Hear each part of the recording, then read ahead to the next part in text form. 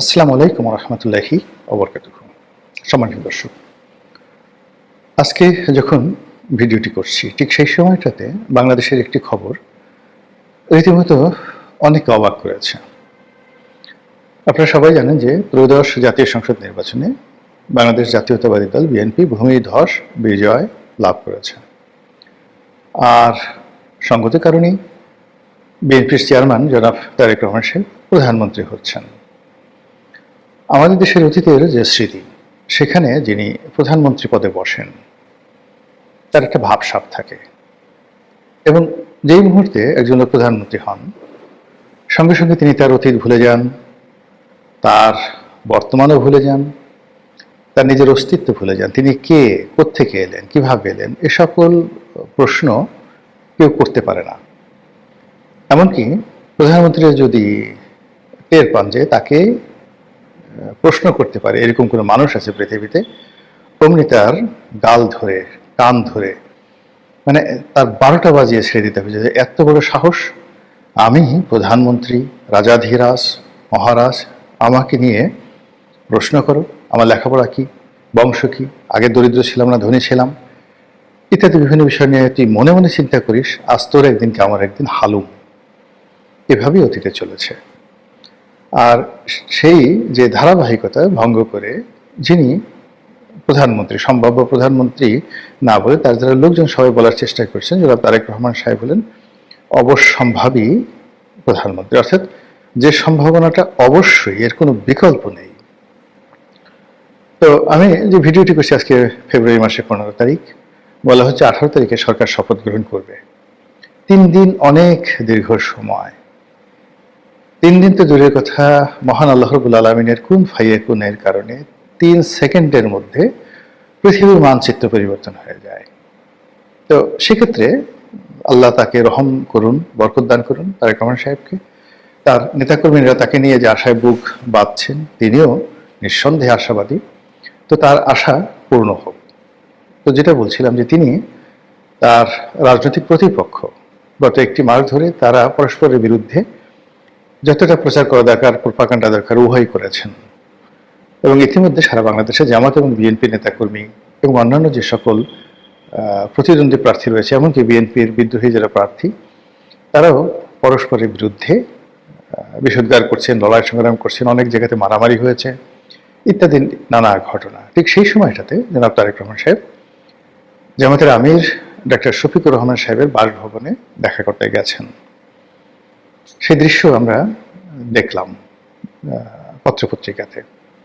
আর এরপর তিনি এনসিপির প্রধান জনাব নাহিদ ইসলাম তার বাসাতে যাবেন তার সঙ্গে দেখা করার জন্য। তো এটা বাংলাদেশের রাজনীতিতে একেবারে ব্যতিক্রম। পশ্চিমা দুনিয়াতেও এরকম হয় কিনা আমি দেখিনি। বরং যিনি নির্বাচিত হন, নবনির্বাচিত প্রেসিডেন্ট বা প্রধানমন্ত্রী, তাকে অভ্যর্থনা জানানোর জন্য সবাই সেখানে যান। এরকম একটা কালচার রয়ে গেছে। আবার আমরা হোয়াইট হাউসের ক্ষেত্রে দেখেছি, ধরুন প্রেসিডেন্ট বারাক ওবামা, তিনি ক্ষমতাসীন আছেন, প্রেসিডেন্ট ইলেক্ট ডোনাল্ড ট্রাম্প।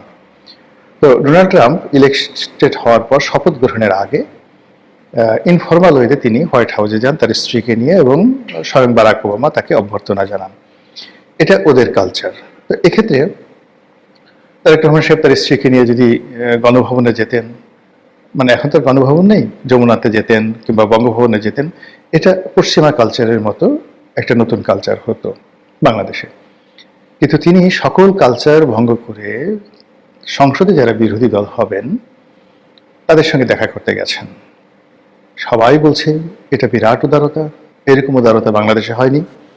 শহীদ প্রেসিডেন্ট জিয়াউর রহমানের রক্ত যার মধ্যে প্রবাহিত, বেগম খালেদা জিয়ার রক্ত যার মধ্যে প্রবাহিত, তার পক্ষেই এ ধরনের মহৎ কাজ করা সম্ভব। তিনি শান্তির কবুতর, শ্বেত শুভ্র কবুতর, তার মাধ্যমেই শান্তি প্রতিষ্ঠিত হতে পারে আগামীতে এই বাংলায়। এরকম ইতিবাচক কথাবার্তা বলা হচ্ছে। তো এই পর্যন্ত যদি ঠিক থাকতো, সবকিছু স্বাভাবিক থাকতো, তাহলে আর কোনো বক্তব্য ছিল না। কিন্তু আমি এই ভিডিওটি করছি রোববার দিন রাত্রি 8:30টার সময়। তারপরের দিন অর্থাৎ সোমবার 11 দলীয় জোট বায়তুল মোকাররমের সামনে একটি প্রতিবাদ সভা ডেকেছেন। হঠাৎ করে এই প্রতিবাদ সভা কেন, কি উদ্দেশ্যে, কি কথা তারা বলবেন, ওটি অপ্রকাশিত থেকে যাবে। এই গেল এক। এবং এটা হতে পারে, একদিকে ধরুন আপনি পার্লামেন্টে বন্ধুত্ব করবেন, রাজনৈতিক সৌহার্দ্যতা থাকবে, পরস্পরের সঙ্গে সম্পর্ক থাকবে, আবার আপনার অধিকার নিয়ে কথাবার্তাগুলো নিয়ে আপনি রাজপথে কথা বলবেন। এটা আমাদের বাংলাদেশে অনেকবার ঘটেছে, বহুবার ঘটেছে। তো সেটা সমস্যা ছিল না। সমস্যা ছিল যদি তারেক রহমান সাহেব এই যে জামাতের আমিরের সঙ্গে দেখা করলেন, এটি উনি নিজের ইচ্ছায় করে থাকেন, দলের পরামর্শ করে থাকেন, ভালো, এবং এটি ইতিবাচক। কিন্তু এটি যদি কোনো বিশেষ জায়গা থেকে নির্দেশনা আসে, উপদেশ আসে, অনুরোধ আসে, সেটা আপনারা অনুমান করে নেন কোথা থেকে আসতে পারে, তাহলে এই সাক্ষাতের মধ্যে একটি অশনি সংকেত বিরাজ করছে। যদি এ ধরনের একটি ভয় তারেক রহমান সাহেবকে কেউ দেখিয়ে থাকে যে জামাত যদি ঠিক না থাকে তারা যে কোনো সময় সংসদ থেকে বেরিয়ে যেতে পারে, তাহলে সরকারের পতন অনিবার্য, তারা শপথ গ্রহণ নাও করতে পারে, তারা শপথ গ্রহণের আগে ঝামেলা তৈরি করতে পারে, ইত্যাদি ইত্যাদি নানা বিষয়। আর সেই ভয়ের কারণে হোক, এই পরিস্থিতি উত্তরণের জন্য সেই একটা নেগোসিয়েশন বা একটি বন্ধুত্বের পরিবেশ তৈরির জন্য তার যে অগ্রগামী ভূমিকা, এটা যদি হয়ে থাকে, তাহলে এই ফলাফলটা ভালো হবে না, কোনো অবস্থাতে ভালো হবে না। আর আমাদের দেশে যারা ওভার অ্যাক্টিং করার চেষ্টা করেন বা অতিরিক্ত ভালো করার চেষ্টা করেন, তারা সবাই বিপদে পড়েন। আমাদের দেশটাই হলো শক্তের ভক্ত, নরমের জন্য। এখানে আপনি রাজা হবেন তো রাজার মতো থাকবেন, প্রজা হবেন প্রজার মতো থাকবেন। প্রজা যদি রাজার মতো ভাব দেখায়, ভীষণ রকম সমস্যার সৃষ্টি করে। আর রাজা যদি সাধারণ আলখেল্লা পরে, লুঙ্গি পরে, পাজামা পরে, পাঞ্জাবি পরে রাস্তাঘাটে ঘোরাফেরা করেন, তাহলে একটা ভিক্ষুক এসেও তাকে একটা খোঁচা দিয়ে যাবে। এই হলো আমাদের দেশের চরিত্র। তো সেক্ষেত্রে যারা তারেক রহমান সাহেব যদি পশ্চিমা ধাঁচের উদারতা দেখাতে চান, আন্তরিকতা দেখাতে চান, সেটাও যেমন সমস্যা আমাদের দেশের কালচার অনুযায়ী। আর যদি তিনি দ্বিধাগ্রস্ত হয়ে, ভীতর সন্ত্রস্ত হয়ে, কারো দ্বারা উপদেশপ্রাপ্ত হয়ে, আদিষ্ট হয়ে, অনুরোধ প্রাপ্ত হয়ে মানে বিরোধী দলীয় নেতাদের সঙ্গে দেখা করতে যান, তাহলে আপনি ধরে নিতে পারেন যে তিনি একটি দুর্বল সরকারের প্রতিনিধিত্ব করতে যাচ্ছেন, যে সরকারের হাত পা বাঁধা থাকবে এবং তাকে অনেক বিষয়বস্তুর সঙ্গে নেগোসিয়েশন করতে হবে, সমঝোতা করে তাকে চলতে হবে। এটি তার জন্য একটি করুণ পরিণতি বয়ে নিয়ে আসবে এবং তিনি সাস্টেন করতে পারবেন না, নিশ্চিতভাবে লিখে রাখতে পারেন। থার্ডলি হলো যে সামনে যে রাজনীতির সমীকরণ আসছে, সেই সমীকরণে একটা স্পেস আছে, বিশাল একটা স্পেস খালি আছে। আপাত দৃষ্টিতে সুন্দর একটি নির্বাচন হয়েছে, শান্তিপূর্ণ, এতে কোনো সন্দেহ নেই। এমনকি এই নির্বাচনে যারা অংশগ্রহণ করেছেন ভোট দেওয়ার জন্য, তাদের যে সংখ্যাধিক্য, এটাও আমরা যারা রাজনীতির বিশ্লেষণ করি আমাদের চিন্তার বাইরে। এটা প্রকৃতি প্রদত্ত একটি আশীর্বাদ। আমি বেশ কয়েকবার বলেছি এর আগে যে ম্যাজিক্যাল কিছু ঘটে যেতে পারে নির্বাচনে, এবং ম্যাজিক্যাল সেই ঘটনা যদি ঘটে, তাহলে ভোটাররা ভোট কেন্দ্রে আসবে, ভোট কেন্দ্রেও ভোট কেন্দ্রে শান্তিপূর্ণ পরিবেশ বজায় থাকবে, ইত্যাদি আরো অনেক কিছু। কিন্তু আমাদের যে স্বাভাবিক অবস্থা, আইন শৃঙ্খলার যে অবস্থা, মানুষের মন মানসিকতা, তো সেক্ষেত্রে আসলে দ্বন্দ্ব সংঘাত হলে সেটা সামাল দেওয়া যেত না। কিন্তু বাস্তবে ম্যাজিক্যাল ঘটনা ঘটেছে, অলৌকিক ঘটনা ঘটেছে।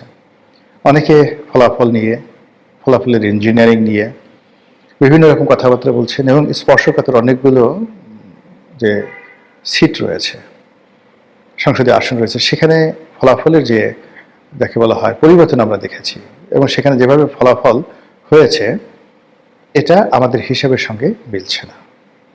আবার এখন জনাব তারেক রহমান সাহেব যেভাবে ভারতকে তিনি প্রিভিলেজ দিতে চাচ্ছেন, আবার ভারত যেভাবে রেসপন্ড করছে তারেক রহমান সাহেবের পক্ষে, আবার ভারতকে ঠেকিয়ে দেওয়ার জন্য এনসিপি, ডাকসু, জামায়াত ইসলামী, তাদের অন্যান্য যে সকল প্রক্সি গ্রুপগুলো রয়েছে, তারা যেভাবে রাস্তায় মিছিল বের করতে যাচ্ছে নরেন্দ্র মোদীর বিরুদ্ধে, ভারতীয় কর্তৃপক্ষের বিরুদ্ধে, এটি জনাব তারেক রহমান সাহেবের জন্য নানা রকম সমস্যা এবং জটিলতা তৈরি করবে।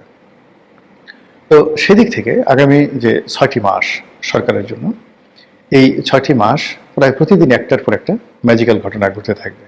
এই যে তারেক রহমান সাহেব জামাতের আমিরের বাসায় গেলেন, আবার এমন যদি হয় যে দুজনে মিলে উমরা করতে গেছেন একসাথে, লাব্বাইক আল্লাহুম্মা লাব্বাইক, লাব্বাইক লা শারীকা লাক লাব্বাইক ইন্নাল হামদা ওয়া নিয়ামাত লাকাল মুলক লা শারিকা লাক, জামাত এবং প্রধানমন্ত্রী তারেক রহমান একসঙ্গে তারা উমরা করতে গেছেন, এমনকি তার ক্যাবিনেট একসঙ্গে সেখানে গেছেন। এরকম যদি ঘটনা ঘটে, আরও আশ্চর্য ঘটনা, যদি জামাতের লোকজন এখানে এই ক্যাবিনেটে সেই 1996 যে জামাত বিএনপি সরকার ছিল, ওইভাবে যদি জাতীয় সরকার হয় এবং সেই জাতীয় সরকার যদি জামাতের লোক অংশগ্রহণ করে, এনসিপি যদি অংশগ্রহণ করে, যদি আসিফ নজরুল সাহেব আইনমন্ত্রী হন, মোস্তফা সরোয়ার ফারুকী তিনি যদি সংস্কৃতি মন্ত্রী হন টেকনোক্র্যাট কোঠায়, ইত্যাদি আরো অনেক কিছু ম্যাজিক্যাল ঘটে যেতে পারে।